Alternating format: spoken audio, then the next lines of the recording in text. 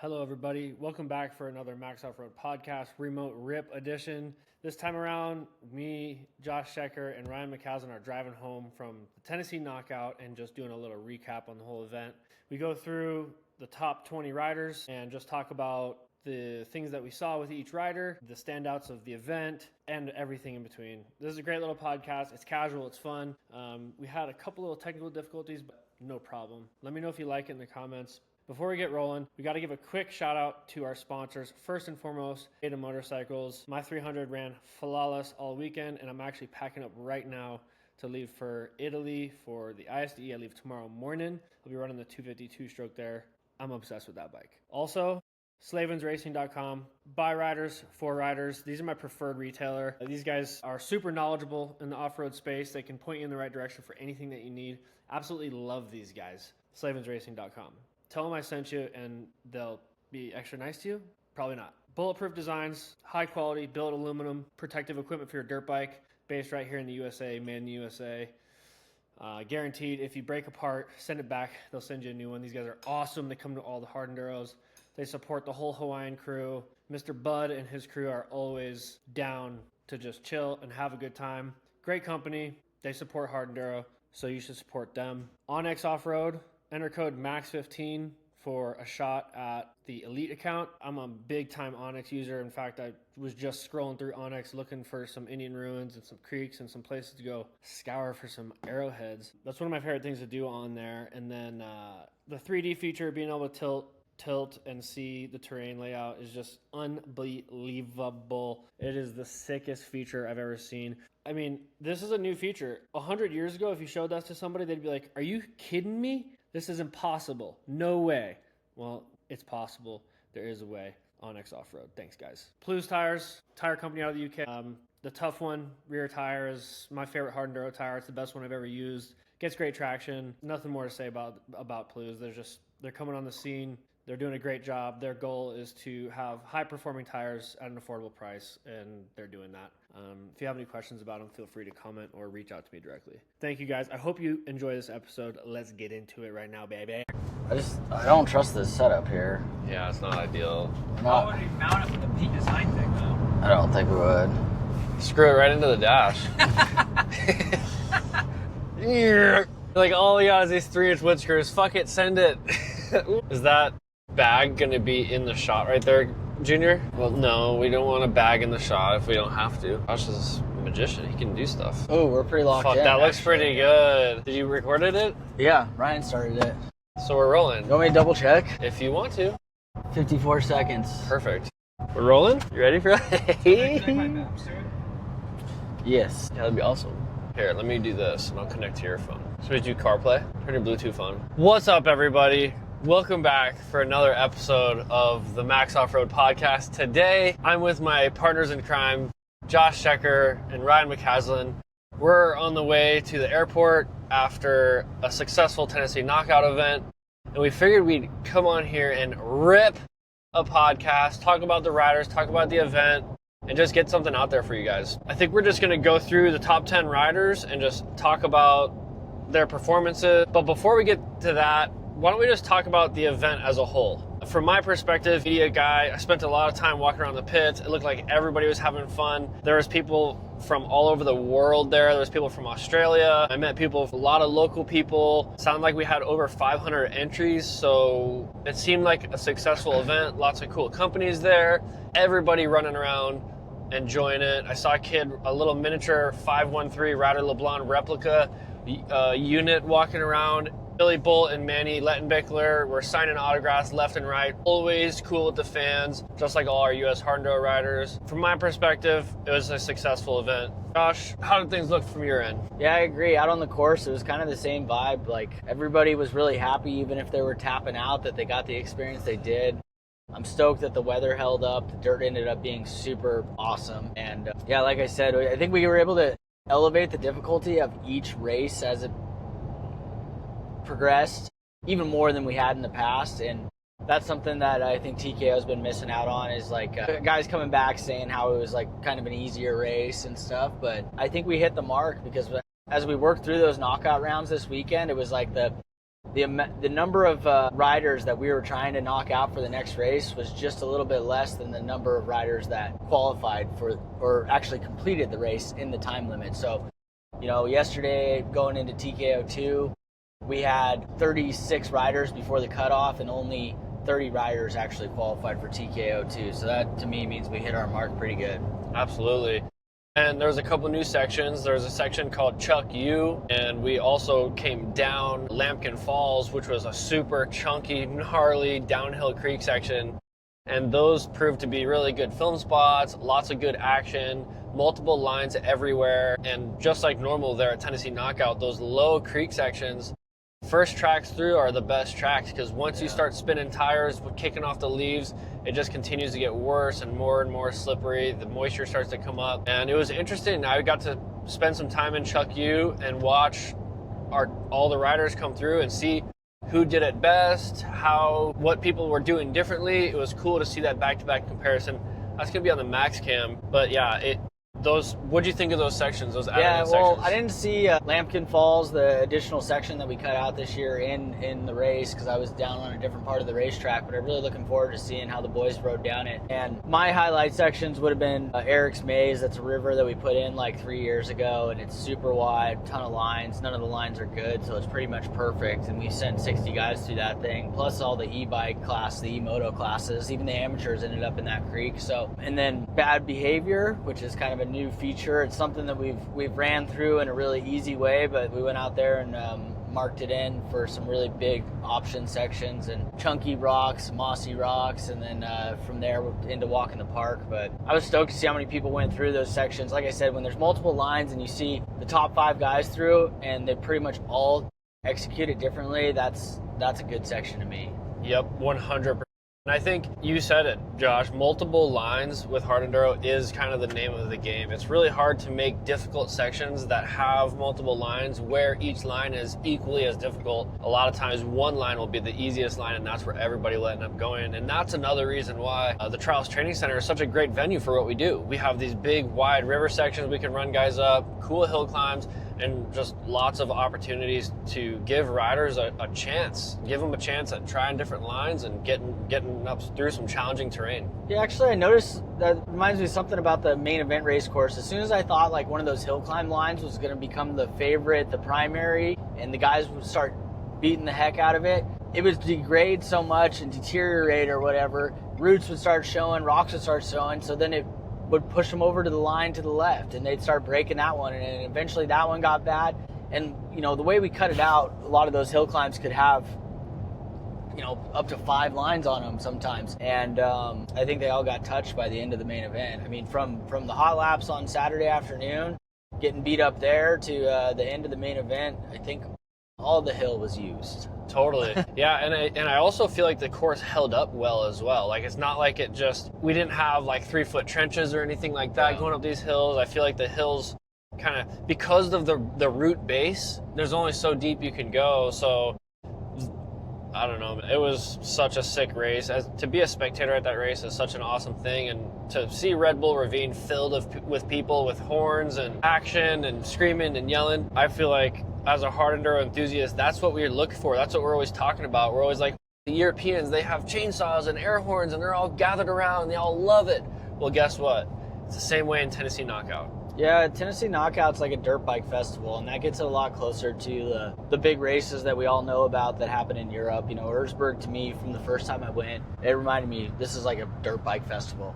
And I think that's something we got to try and keep going with hard enduro because of, I don't know, it's like the culture of the sport, the people that are involved and stuff, and then if we can have spectating at all these in the same fashion or similar fashion that TKO has, I think that's going to help us grow. And I love getting in front of in front of everybody, in front of the people, like any opportunity we can. And TKO does, really provide us with a good base for that. And as many years as I've been going there, I got ideas for the future of how to expand on that same concept of having some action sections that are totally viewable from the Red Bull Ravine. Absolutely. And it seems like to get these big turnouts and make these big dirt bike festivals, you have to appeal to the families. And I saw so many families walking around with their kids, with their wives, with their daughters, Everybody was walking around, enjoying it, hiking out to all the sections, and I feel like having something to offer to an entire family unit. The husband can race, the wife can support, they can spectate, the kids can hang out, get autographs, spectate.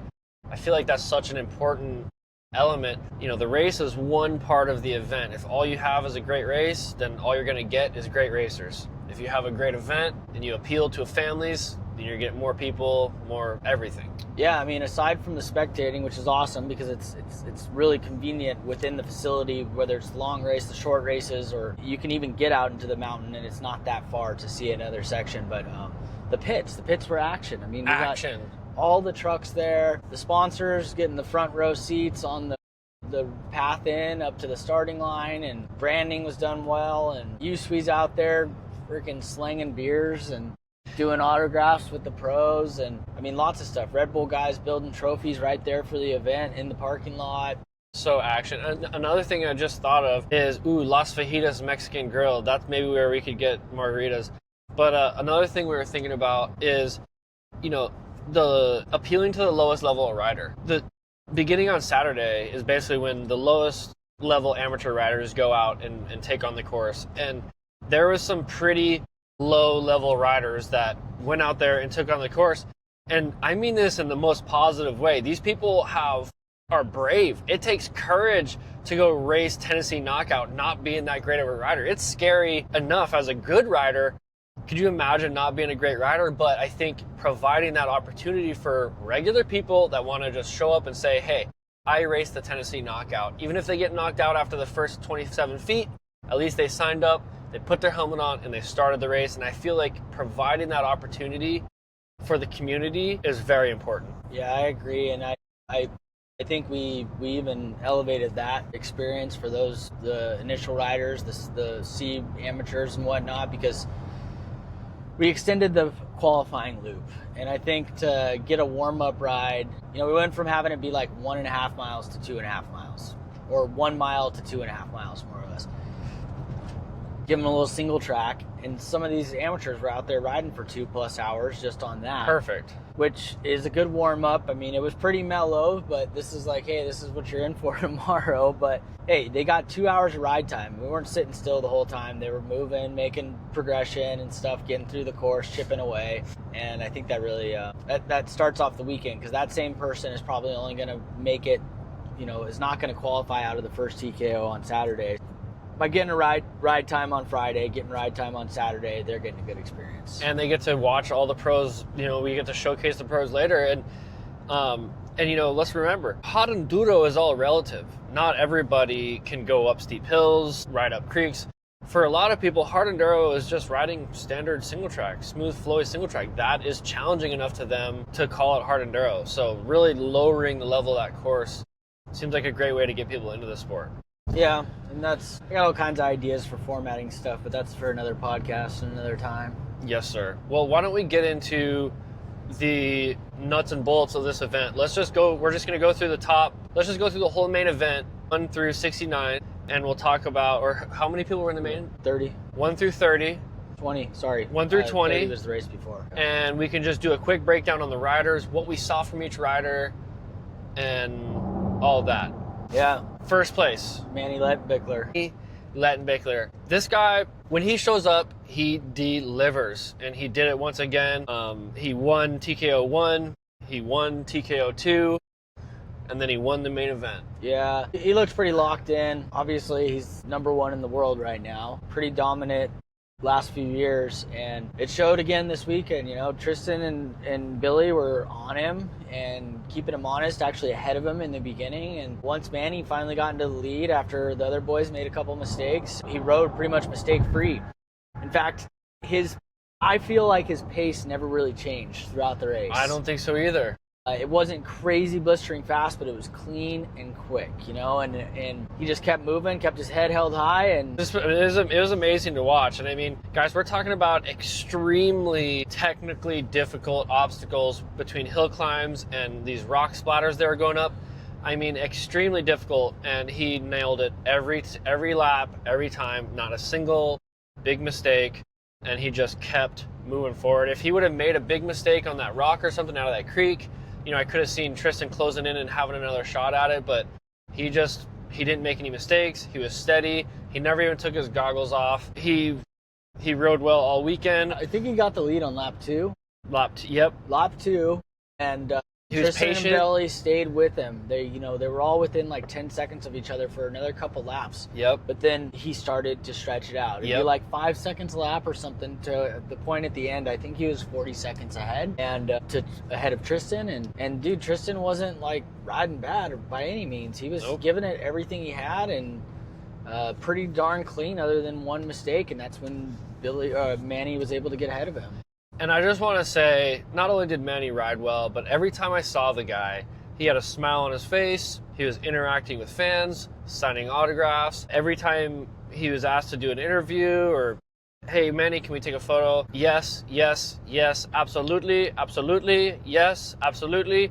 Just such a positive person and such a great ambassador for the sport. So only great things to say about Manny. Congratulations on that win. That was huge. And, that brings us to Tristan Hart. I mean, we all know how solid and how much of a savage Tristan Hart actually is. I mean, the guy is on another level here in the States. So it's not like Manny's beating somebody that's not certified Haas. Tristan is full certified Haas, and he rode well all week, but it sounded like he had some pneumonia coming in, and man, that guy's had a really rough year with body injuries and issues and stuff like that. So for him to persevere and not even really, he said it didn't really affect him, but for him to come in undertrained and not be affected and still be able to manage and deal with that heat the way that he did, I mean, that's impressive in itself. Yeah, and I mean, first of all, congratulations to Tristan. He got presented with his #1 plate this weekend for wrapping up his championship here with the U.S. Hard Enduro Crews. Despite all that stuff he went through this year, like racing with the injuries, getting injured and missing a round. I believe he missed a round, right? Yeah, he missed King of Moto. Missed King of the Motos. And Page. No, he missed Page. He missed Page. Yeah, that's right. I know. Sorry, guys. We got a lot of races we're going to. But, yeah, through all that, still come out, clinching the championship even before the final round. So, seriously incredible. That's awesome. And, you're right, Max. He was riding good. I like seeing the boys out there checking out the lines on the track before the race, and the night before they were all out there, and before they went back to their hotels, just checking lines one more time. Yeah. After it got a little deteriorated from the qualifying laps, and you see like Billy and Manny cruising together, Tristan and Will cruising together. Sometimes their little groups cross paths. They kind of get a little banter going back and forth, talk about one section, they split back up and go look at the lines together. And you can see like kind of different lines being taken. The Manny and Billy, when I was down in Eric's Maze, Manny and Billy, kind of hit some of the same rocks. Tristan and Will hit some of the same rocks, but just nerding out on their line choices and stuff. So, sorry to get off topic. No, that's great. Well, it brings up a good point. During the main event, Manny was taking a line on a hill that was better than Tristan's line, and Tristan knew that Manny was going there, but he decided not to take it because it was a little riskier from the bottom, but it set him up. When he got to this rooted section, it set him up so he could hit the angled roots straight rather than coming into it at an angle, and Tristan was coming into it at an angle, and I think Manny made up time there every lap. So it's just like little stuff like that is where that gap gets made, and for those guys it's beyond just getting around clean every lap, but it's about getting around clean and as fast as you can every lap. So yeah, it was insane. And yeah, Tristan, congratulations on your championship. Yeah. Another championship, another rental house on the way, one step closer towards retirement. Good for you. And, congratulations on his second place. It was still a hard-fought ride. I mean, just to slot in between Manny and Billy is pretty heavy. Billy's won the event, Manny's won the event, Tristan's won the event. I was just super stoked to see those three guys pushing up front together. And I guess that brings us to Billy. Great to have him out again. Pretty sure he missed TKO last year due to an injury. Yeah. But he had won it the year before, maybe 2 years before. Always a pleasure to have, just as we said about Manny, just stoked that these guys come over. They're so down to earth and they fit right in with our hard enduro community and are so easy to approach and talk. Billy is the same as Manny, man. Everybody was wanted pictures, got pictures. Yep. Just happy to be there. Just like our boys. Yep, just like our boys. They're all just happy to be there, and very, very complimentary towards our U.S. Hard Enduro crew and media team, and just happy to take on an interview anytime. And major props to Billy for just being such a good ambassador for the sport. I think that they're, just like our guys, are good at seeing past just what they have going on, and they see how important it is to make a good impression on people. And, Billy is one of those guys. He is so fun to watch ride because that's what I was just thinking. He uses all the throttle, and he uses his strength and even his the way size. His body is, like when he's riding and stuff, and he just uses his legs to break rocks in half and stuff. With legs, bike, rock, broken. Yeah, dude, exactly. Just the way he rides, just splatter stuff and stays on top of big rocks and moves the back end around. You know that first hill climb that they do up after they drop into the Red Bull Ravine, he kind of like gets offline,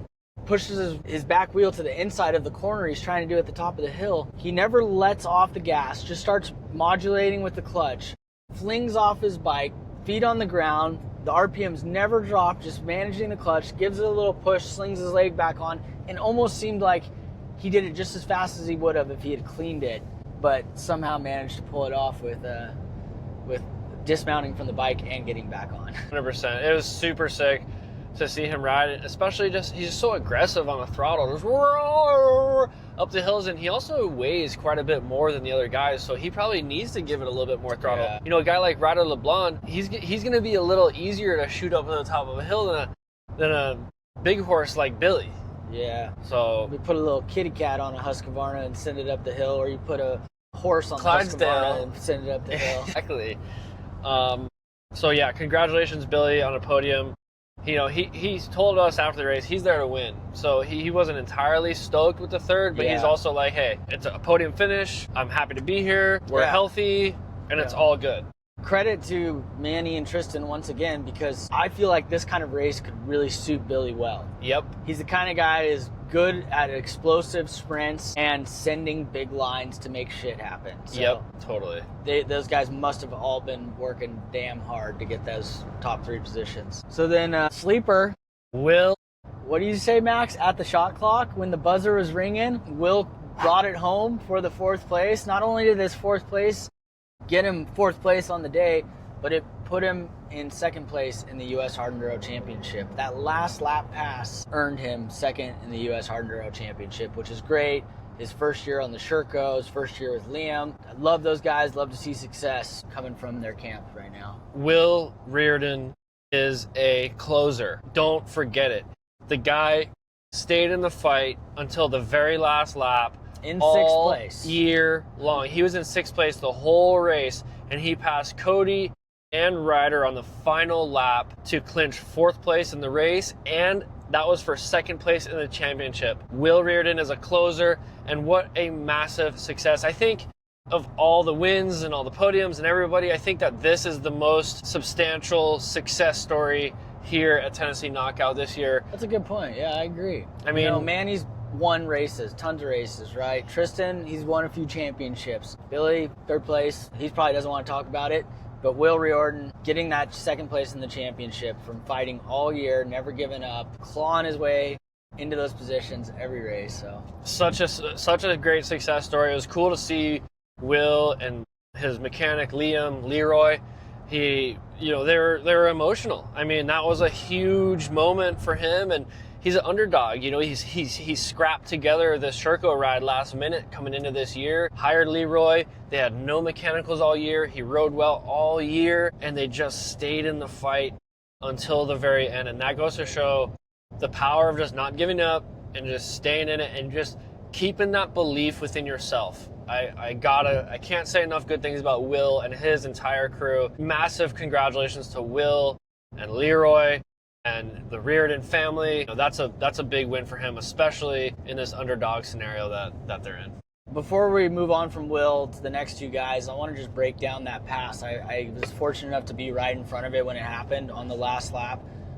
Cody came into the line in 4th place and was taking the main line that they primarily took up the first hill climb every lap, and got pitched sideways up the face, and it just put him in a bad place. Like, trying to get your bike off the hill, kind of upside down, backwards, right there in a quick manner is not happening. And there wasn't much space between Cody and Ryder. So Ryder had to opt for a less ideal line on the right-hand side. Same thing. It tripped Ryder up. He made it halfway up. He got into a little saddle where he thought he could get going, and it wasn't going good. I think a little panic, a little set in, a little bit of anxiousness, anxiety. Where's Will? Where's Will? And here comes Will. Right at the moment that Cody moved his bike off of the line, got it clear, Will was ready to seize the opportunity, got around both of them.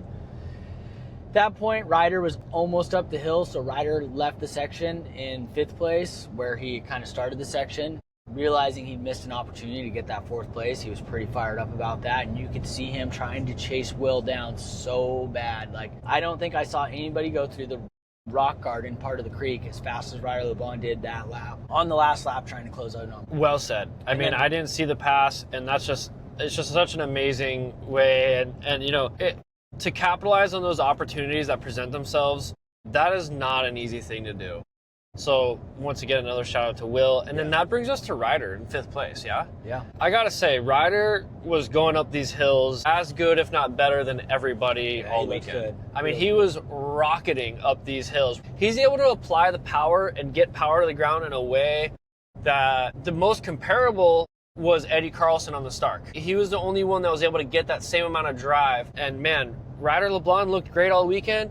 I feel like he did everything he could do. I mean, you got to give it to him, but that pushed him back to 6th in the championship, or 5th or 4th in the championship, right? I honestly don't know for sure. I have event results, but I don't know the championship. Well, because I think Will, he was 2nd, so Will moved to 2nd, and then, so that might have been... Cody's in 3rd? I'm not sure. Maybe Junior, can you look that up to see what the championships are? I heard. Cody 3rd, Ryder 4th. So that mistake from Ryder cost Ryder 2 championship positions. Bummer for him, but man, he rode well. He's got 2 wins this year, so that's good. He's got a couple bonus checks coming in. Missed out on a championship bonus for top 3. That's a bummer, but you know, that's unfortunately for him. That's how this sport goes sometimes. But I will say he rode so well all weekend, and that's all there is to it. One thing I will say, his rear tire, I think his mousse is too soft. I saw him spinning on some wet rocks a few times in a way where I'm like, dude, you should not be spinning right there. Like, you should be able to track through this stuff. And I think his setup is too soft and his tire's just collapsing. And I could be totally off. But I don't know if he gets the best traction in the really slippery stuff. So yeah, that's all. I'm on the other end of it. I would think the softer the better, but I think there is a limit. These guys go way faster than me, Max and Ryder both. So yep. The setup for me probably isn't going to complement their riding ability as much. So the only reason I say it too is, you know, I look at Billy and Manny's bikes and I look at Tristan's bikes. I mean, their shit is soft too, right? Like, and these are the guys that are winning. Maybe not as soft as Riders, but Riders are like half the size of those guys. So true. I mean, well, and it's his only job is to ride that dirt bike. So you would think that he would have a setup figured out. You know, there's that. But all I can do is watch that rear tire spin, and that's all that I can do. So good job, Will. Ryder 5th. Good job, Ryder. I know it didn't go your way, but we still love you, nephew Ryder. And then that brings us to Cody Webb. Well, yeah. As that pass was about to, as that whole thing went down, I was just talking about how Cody had been holding such a consistent, strong 4th place the entire race. He had a gap back, you know, between him and Billy. It was maybe another 40-second gap or something. Yep. And then back to Will was like another 40-second gap. So Cody was on his own little island for a bit there. Yep. He must have had a crash because he come around like 2 laps to go with his front number plate hanging off, and I didn't see his crash. I think his number plate came loose. Okay. I could be wrong about that because I saw it when it was loose but hadn't fallen off yet. So he could have not broken it, and then it was just holding on. He could have crashed, not sure.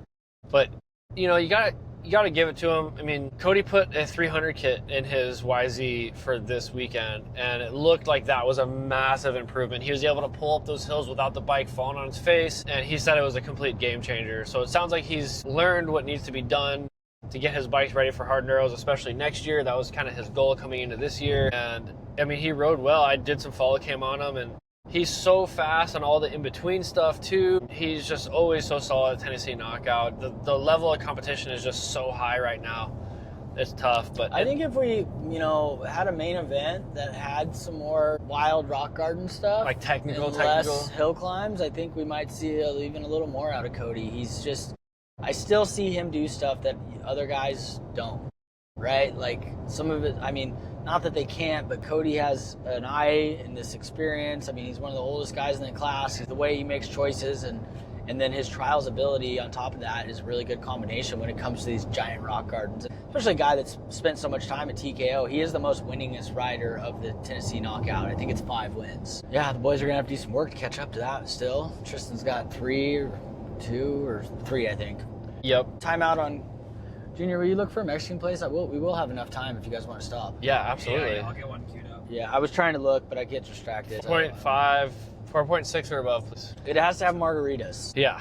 That's all I really care about right now, and this podcast. Perfect. Keep it rolling. I'll get it dialed in. Sick. Thank you. But we only have like an hour. That's fine. Yeah. We can sit down and order. This has become a tradition for us. We go to a Mexican place on the way to the airport on Monday. But only on the East Coast. It's the worst Mexican food out here. On the West Coast, we don't do it. I guess because we all drive ourselves. Yeah, we don't. It's just what we do, man. Just a little insight into the life of U.S. Hard Enduro Haas Senior and Junior. Okay, So, back to the podcast. Well, Cody, we were fifth. done fourth. Oh, sorry, fifth. My bad. Fifth. It's okay.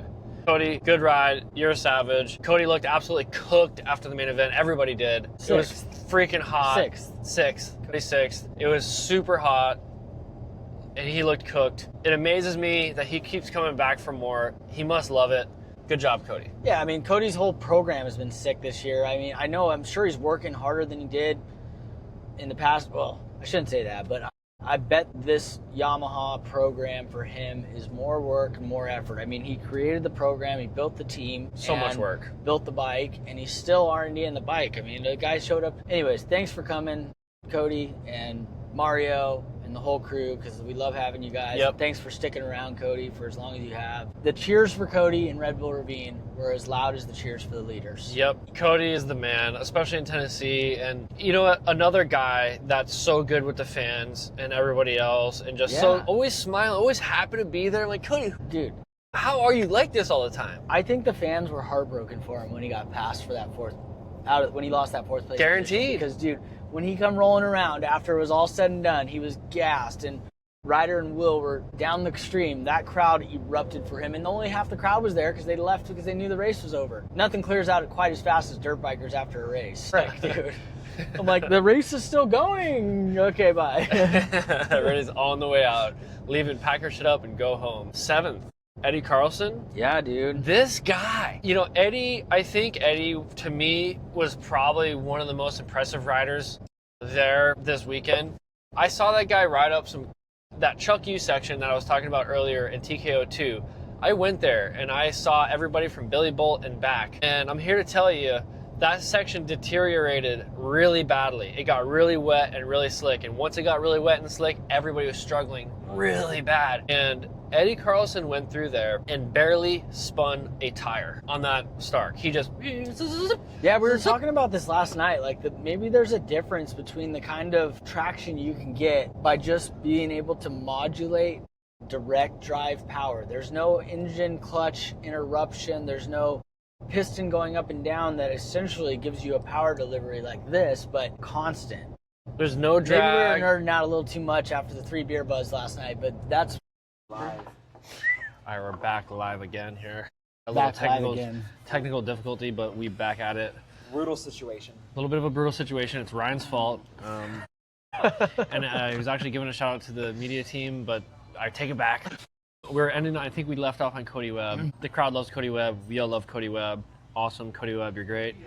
Behind Cody Webb, we had Eddie Carlson, first electric bike to, I think, be in the main event at TKO. I gotta say, Eddie Carlson did a lot of things better than anybody else this weekend. I walked with him up Chuck U, and the guy barely spun a wheel. He was able to go zip, zip, and shoot up stuff and find traction and do things on that Stark that nobody else was really doing. And I think he's just a really good rider. I mean, I think the guy's an incredible rider, and he didn't wear a water pack all weekend. No water pack? Yeah, I mean, that's freaking crazy to me. Could he have done better if he had water? Hard to imagine not, because I was drinking 6 liters of water a day at TTC. That place is hot, humid, sucking everything you got out of you. We were sitting there on the starting line, and Ryder's like, this guy hasn't worn a water pack all day. I'm scared of that guy. And I don't blame you. That would be like me going to Sweden during the winter and being like, nah, I don't need a riding coat. I'm just gonna wear my t-shirt. Maybe it was like a Haas like flex move to intimidate the other guys, because you had Ryder talking about it before the start of the race. It's definitely a mental thing. It is a savage move for sure. So shout out to Eddie for no water pack and riding great. And thank you for being here and putting forth the huge effort that you did to get here. Battery swaps, travel. I know it's not easy. So thank you for being here, Eddie. Max is coming for you next year at the silver class in Romaniacs. Okay, we'll see. We'll see. So behind Eddie was James Flynn, and I think this is a really good performance for Flynn to be able to stay in the top 10 at TKO, not only the top 10, but 8th place. He was consistent during that whole main event. He didn't look like he made many mistakes. Nope. He just rode a steady pace, made it up all the climbs, you know? I don't think he came back down on anything. Nope. He hit everything clean. He hit his marks. I feel like this is a breakout ride for James, or at least a solid finish to the season. You know, with that being said, shout out to the whole Beta IRC crew, Papa Flynn, Carrie, for that whole effort. You guys are crushing it. Carrie, Jerry, Mark, the whole crew. We appreciate having you guys here. We touched on a little bit all the other race teams, but I mean, everybody that comes and gives an effort to be a part of our races and gives us constructive criticism after the races helps build us. They want to lift us up as much as we want to lift them up, and thank you guys so much for being there. Behind Flynn was Cavello Huddy. The dark horse. Cavello took that position on the second to last lap away from Ryder Guest, and I thought Ryder was going to maybe be able to give it back to him, but it was like we touched on before. He lost that toe. Ryder got a little bit too far back, and Cavello just kept chugging along, man. Yeah, I mean, only good things to say about Velo. Rode well all year, kept getting better all year, better than he was last year. He's just a purebred athlete. Shout out to Velo. And then that brings us to Ryder Guest and the whole Hawaiian effort. Gotta give it to the KRD crew, the Hawaiians. You know, they're spending a lot of money, putting in a lot of effort to come to these races. So thank you guys for being here. Imagine asking Ryder Guest 2 years ago, hey, do you think you'd be in the main event at TKO? I don't know, bro. I mean, if I was him, I'd be thinking this is a huge win, you know, just based off of being new in the pro class as of 2 seasons ago. This is his second season racing hard enduro with us, and he's breaking the top 10 at TKO. Huge feat. Absolutely. Good job, Ryder. Behind Ryder, we got Jordan Ashburn. I mean, Tennessee legend, GNCC champion. The guy comes out to the hard enduro and just smashes. You know, he's got to be one of the most well-versed riders going on. And for the people that don't know, a guy like Jordan Ashburn needs to go out of his way to get a 300 to get to these races, because to his team, he's hired to race GNCC and whatever else he is, whatever else he's contracted to do, and anything beyond that is a liability to that team. So he needs to go out of his way and push to be able to come to these races. Bandito rice chicken, yeah. I can't believe how quick this is coming out. Ryan, are you sure you ordered us margaritas? Let's just keep recording. We'll keep going in a second. Okay. That looks pretty good. No lettuce. Oh, this guy.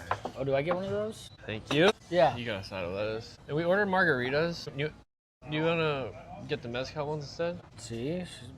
The other one was There was the one one didn't stuff. understand it.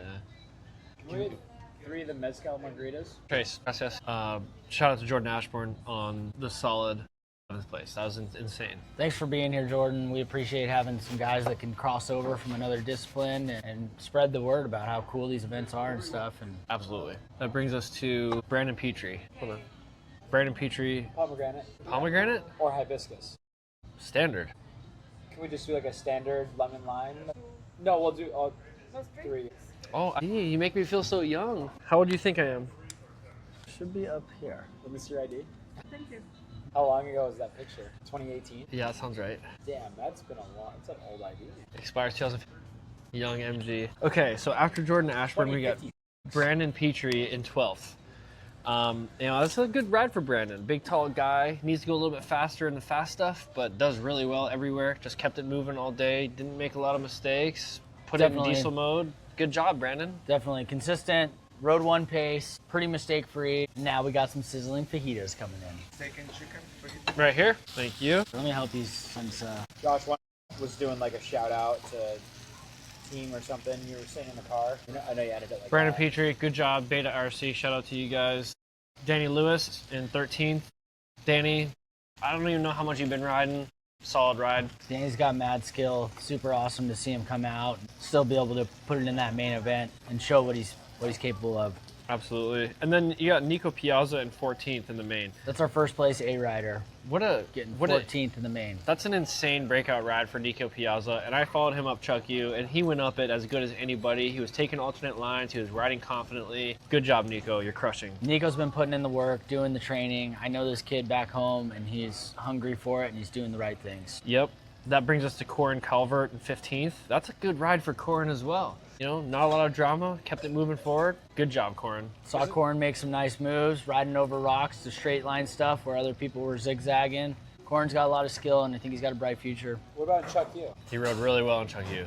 Quinn Wetzel, 16th, probably wanted to do better, but the guy shows up, makes the Riehu look good. He comes correct every time. He had some bike issues. I'm sure he showed up to the main event just barely in time because I think they had his motor apart after TKO2 doing a little service, so I give it to him, give him extra credit for still sticking in that main event. Quinn's been to like 14 of the 15 TKOs, and only 2 times out of all those times did he not make it to the main event, so congratulations, Quinn. Chewy, Gage Key, shout out to Chewy, coming out of retirement. He's talking and hee-hawing the whole time, all the way up Chuck U. He's talking, oh, this is way more fun than selling cars. Hee-haw, hee-haw, hee-haw, hee-haw, the whole time. And I'm like, this guy's having a blast. So shout out to you for being the People's Champion, having a blast. Back on the scene, Chewy. That brings us to 18th, Maverick Thaxton. Good job putting in the main, solid work in the main. Maverick's been working hard this year, coast to coast. I've seen that guy racing and riding everywhere and consistently putting in good results. 17th, Creed Kisling. I don't know anybody that likes hard enduro more than Creed Kisling. This guy loves riding his dirt bike and getting tortured on some hard stuff. Holding it down for the people that just love to ride dirt bikes. Thanks for being here, Creed. And then that brings us to 20th, Braxton Hinsey on the Fantic. This is the debut ride on the Fantic. It seems like they were having some growing pains coming into TKO. This is Braxton's first time at TKO on a new bike, so that's double difficulty. You know, with a situation like that, you're bound to have some growing pains. And a lot of learning lessons, and that's what it's about. When you tomahawk your bike down a hill, you're bound to have some growing pains. Yeah, but shout out to Braxton. He still put it in the main. He still rode well. He showed up, and he Not brought sure what his best. position he was in when he went down, but he did go down, damaging his kill switch, start switch, and tearing his muffler off his bike.